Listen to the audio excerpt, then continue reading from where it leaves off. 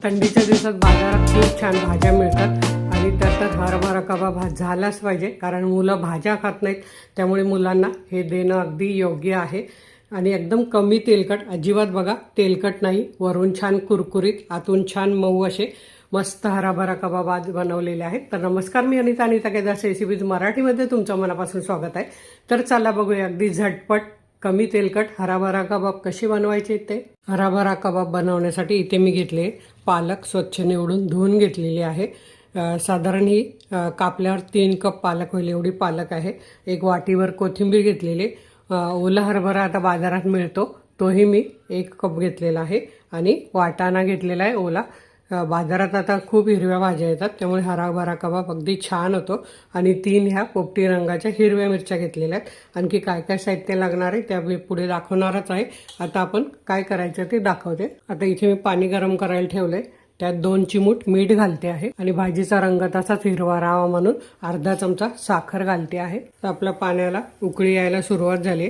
त्यात आपण हे हिरवा ओला हरभरा, मटार आणि पालक घालून घ्यायची आहे.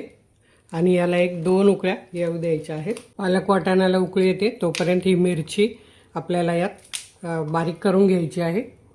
अर्धा चमचा जिरं घेतले, ते मिरचीत घालूया आणि फिरवून घेऊया. आणि आलं लसूण माझ्याकडे पेस्ट आहे, ती मी घालणार आहे. तुम्हाला जर यात घालायचं तर यात पण घालू शकतात. आता इथे हे बघा 2-3 उकळ्या आलेल्या आहेत आपल्या वाटाणा, हरभरा, पालकला. तर आता आपण हे काढून घेऊया आणि असं चाळणीत निथळत ठेवूया. तर मी हे सगळं काढून घेते.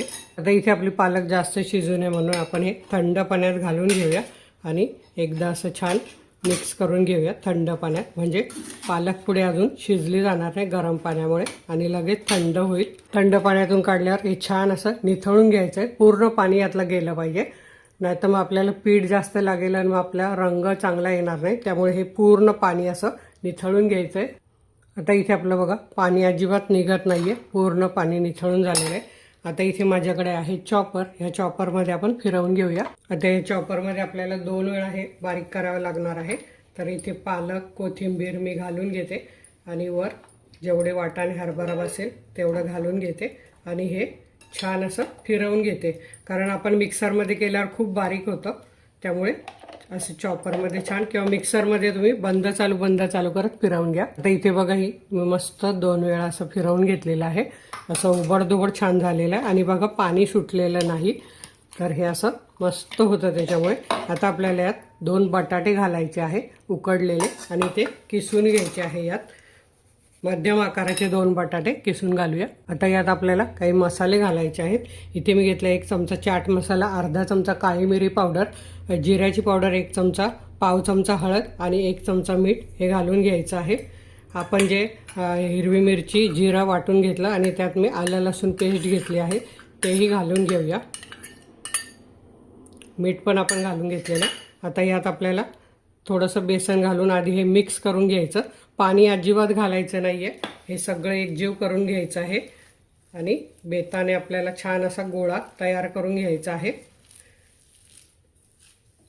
तर यात आता साधारण 1 कप बेसन लागेल आपल्याला. थोडेसे मी इथे भाजलेले तीळ आहे ते चमचाभर घालते आहे आणि अजून थोडंसं बेसन लागणार आहे. अजून 1 कप आपण वापरलेलं नाही. आता छान मी गोळा बनवून घेते. आता इथे आपलं छान मिश्रण तयार झालेलं आहे, गोळा बनतोय. आता हाताला काय करायचं, थोडंसं तेल लावून घ्यायचं आहे आणि हे बघा आपल्याला ज्या आकाराचे, जेवढ्या आकाराचे पाहिजे तेवढेसे गोल गोल करून घ्यायचे आणि असा गोल शेप द्यायचा. असे मी बनवून घेते. आता इथे बघा मी 5 करून घेतलेले आहे.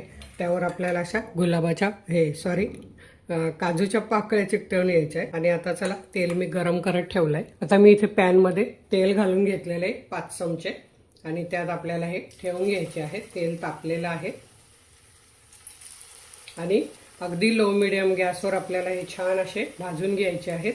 तर आता आपण हे 1 ते 1.5 मिनिटांनी बघणार आहोत. आता इथे मी अजून मध्ये एक ठेवते. 1 मिनिट झाल्यावर याला असे हलवायचं. हे बघा छान सुटले आहे, ते अजिबात कढईला चिकटलेले नाहीत आणि असेच होऊ द्यायचे अजून अर्धा ते 1 मिनिट. 1.5 मिनिट झालेलं आहे. आता आपण हे पलटी करून बघूया